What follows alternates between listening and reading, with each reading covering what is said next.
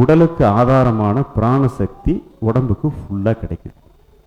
உடம்புக்கு ஃபுல்லாக கிடைக்கும்போது உடம்புல உள்ள தேவையில்லாத அத்தனை கழிவுகளும் அதன் இயற்கை வாயிலாக வெளியேறிடும். பிராணசக்தி உள்ள போகுது, இந்த கார்பன் டை ஆக்சைடு நச்சு சக்தி உடம்பை விட்டு வெளியே போகுது. இவ்வளோதான் மேட்ரு. புரியுதுங்களா? உடல் எல்லா செல்களும் புத்துயிர் பெறுகிறது. 12 வகையான தியானங்களை நாங்கள் கற்றுக் கொடுக்குறோம். ஒரு வித்தியாசமான தியானம் நீங்கள் வேறு எங்கேயுமே இதை கற்றுருக்க முடியாது. சில தியானங்கள்லாம் பண்ணினீங்கன்னு சொன்னால் உங்களுக்கு ஒரு ஆனந்த அனுபவங்கள் கிடைக்கும். எந்த பிரச்சனையுமே உங்களை தாக்காது.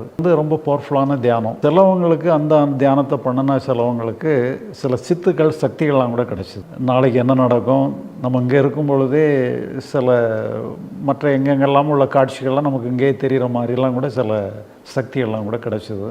ஏன்னா இதில் கொஞ்சம் லிமிட்டடாக தான் ஆட்களை எடுக்கிறோம், நிறைய கூட்டமாக எடுக்கிறது இல்லை. அதனால் நீங்கள் வாய்ப்பு இருந்ததுன்னா கலந்துக்கிடுங்க. நாம் செய்ய போகிறது பிராணாயாம பயிற்சி. ஓகேவா? பிராணன்னா உங்களுக்கு தெரியும், பிராணன்னால தான் நம்ம இயங்கிட்டு இருக்கிறோம். உள்ளே இருக்குதில்ல, சுவாசம் போய் வருதில்ல, அதுதான் பிராணசக்தி. மூச்சு போச்சுன்னா போச்சு, போயிடுச்சுன்னா முடிச்சு போச்சு.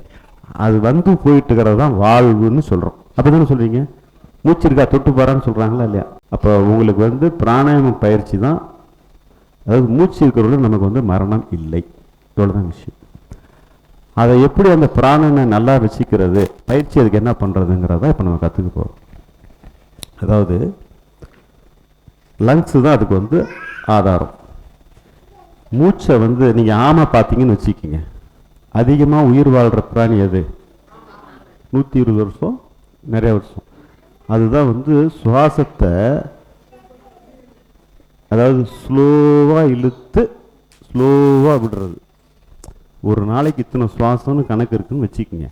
எல்லாருக்கும் அவ்வளோதான் சுவாசம். சுவாசம் லிமிட் மாதிரி வச்சிங்களேன். உங்களுக்கு ஒரு பேச்சுக்கு சொல்கிறேன், கணக்கில் ஒரு 1 லட்சம் சுவாசம்னு வச்சிங்க.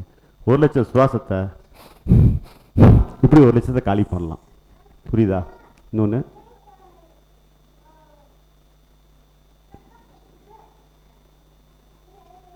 இப்படியும் காலி பண்ணலாம்.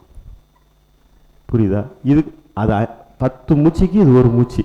அப்போ அவன் இவனை விட 10 மடங்கு முன்னாடி அவன் போயிடுவான், இவன் 10 மடங்கு இருப்பான்.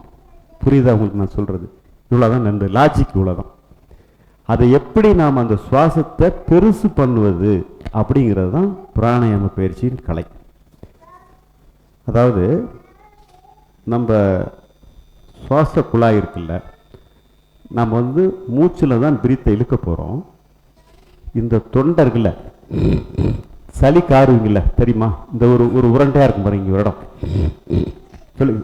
எல்லாரும் சளி காட்டுப்பீங்கள, கணக்கிறோம்ல, அதுதான் பாயிண்ட். ஓகேவா? மூச்சை அதில் உரசி மூச்சை உள்ளே இழுக்கிறோம். மூக்கில் தான் மூச்சை இழுக்கிறோம். தொண்டையில் உரசி மூச்சை மேலே இழுக்கிறீங்க, தொண்டையில் உரசி மூச்சை வெளியே விடுறீங்க. இவ்வளோதான் பயிற்சி. நான் சொல்கிறது புரிஞ்சுக்க முடியுதா? நான் செஞ்சு காமிக்கிறேன், நாமெல்லாம் சேர்ந்து செய்ய போகிறோம். சரியா? இது என்ன அப்படின்னு கேட்டிங்கன்னா, சும்மா மூச்சு போயிட்டு வருதுன்னா இப்படி போயிட்டு வருது. இது ரெகுலர். பிராணாயாம பயிற்சி என்னன்னு கேட்டால், இது இந்த சுவாச குழாயோட குறுக்கு வெட்டு தோற்றம்னா ஒரு ரவுண்டாக இருக்குன்னு வச்சுக்கிங்க. இந்த நம்ம தொண்டையில் உரசும் போது என்ன ஆகுது, இந்த சைஸ் என்ன ஆயிடுது, சுருக்கிடுது. அதாவது பெரிய ஓட்டையில் போயிட்டு வந்த காற்றை இப்படி சின்ன ஓட்டையில் பிராணசக்தி போயிட்டு வரும்போது பண்ணும்போது என்னன்னா, ஒரு அரை நிமிஷத்தில் போயிட்டு வர வேண்டிய ஒரு பிராணன் எவ்வளோ நேரம் ஆகுது? சின்ன பைப் வழியாக போகும்போது லேட் ஆகும்ல, அவ்வளோதான். ஒரு நிமிஷத்துக்கு நீண்டு வருது. இதுதான் கணக்கு. பிரேக், அதாவது பிரேக் அப்ளை பண்ணிட்டு வண்டி ஓட்டுற மாதிரி தொண்டையில் ஒரு அழுத்தம் கொடுத்துட்டு மூச்சை இழுக்கிறோம். அதாவது இந்த கணக்கிறோம்ல, இந்த பாயிண்ட், இதுதான் பாயிண்ட். இதில் உரசி மூச்சை இழுக்கிறோம், உரசி மூச்சை வெளியே விடுறோம். இப்படி செய்யும்போது உடலுக்கு ஆதாரமான பிராணசக்தி உடம்புக்கு ஃபுல்லாக கிடைக்குது. உடம்புக்கு ஃபுல்லாக கிடைக்கும்போது உடம்புல உள்ள தேவையில்லாத அத்தனை கழிவுகளும் அதன் இயற்கை வாயிலாக வெளியேறிடும். பிராணசக்தி உள்ள போகுது, இந்த கார்பன் டை ஆக்சைடு நச்சு சக்தி உடம்பை விட்டு வெளியே போகும். இவ்வளோதான் மேட்ரு. புரியுதுங்களா? உடல் வந்து எல்லா செல்களும் புத்துயிர் பெறுகிறது. நீங்கள் வந்து ஆஸ்மா கம்ப்ளைண்ட் இருக்கிறவங்க, சுவாச கோளாறு இருக்கிறவங்க, சளி அடிக்கடி பிடிக்கிறவங்க இதை செஞ்சீங்கன்னா சளியே பிடிக்காது. சைனஸ் இருக்குது, எனக்கு அது இருக்குது, அது மாதிரி இல்லை. டோட்டலாகவே உடல் ஆரோக்கியம் பர்ஃபெக்டாக மேம்படும். தூக்கம் நல்லா டீப் ஸ்லீப் வரும். படுத்த மாதிரி டீப் ஸ்லீப் வரும். பெரிய கஷ்டம் இல்லை. காத்தால் ஒரு அரை மணி நேரம், சாயந்தரம் ஒரு அரை மணி நேரம் செஞ்சால் போதும். தாய்மார்கள்லாம் எங்கேயும் போய் வாக்கிங் போகணும், அங்கே போகணும், இங்கே ஒன்றும் வேணாம், இருக்கிற இடத்துல செஞ்சால் போதும். இவ்வளோதான். நாம் எப்படின்னு கற்றுக்கலாமா? இப்போ நாம் வந்து ஃபஸ்ட்டு நான் செஞ்சு காமிச்சிட்றேன். ஒரு 5 மூச்சு கவனிச்சிக்கங்க. பிறகு நாம் எல்லோரும் சேர்ந்து செய்யலாம். ஏன்னா நீங்கள் புரிஞ்சுக்கணுங்கிறது தான் இங்கே ரொம்ப. ஏன்னா அடுத்து நீங்கள் இண்டிவிஜுவலாக வீட்டில் செய்ய போகிறீங்க. அதுக்கான ஏற்கனவே நானும் ஐயாவும் பேசியிருக்கிற வீடியோவை உங்களுக்கு அந்த குரூப்பில் போட்டுறேன். அது வந்து உங்களுக்கு ஐடியா கிடச்சிரும். இருந்தாலும் இப்போ நேரில் கற்றுக்கும் போது ஃபைன் டியூனாக ஷார்ப்பாக தெரிஞ்சுக்கலாம். சரியா? அது பெரிய ப்ரியாரிட்டி இல்லை. கண்ணை மூடி செஞ்சால் நல்லது, அவ்வளோதான். கட்டாயம்லாம் இல்லை. நீங்கள் கண்ணை திறந்துகிட்டே கூட செய்யலாம். அதாவது இப்போ ஒரு வேலையாக ஒரு பேப்பர் படிக்கிறீங்க, அது பாட்டுக்கு நடந்துட்டு இது பாட்டு கூட செய்யலாம், ஒன்றும் தப்பு இல்லை.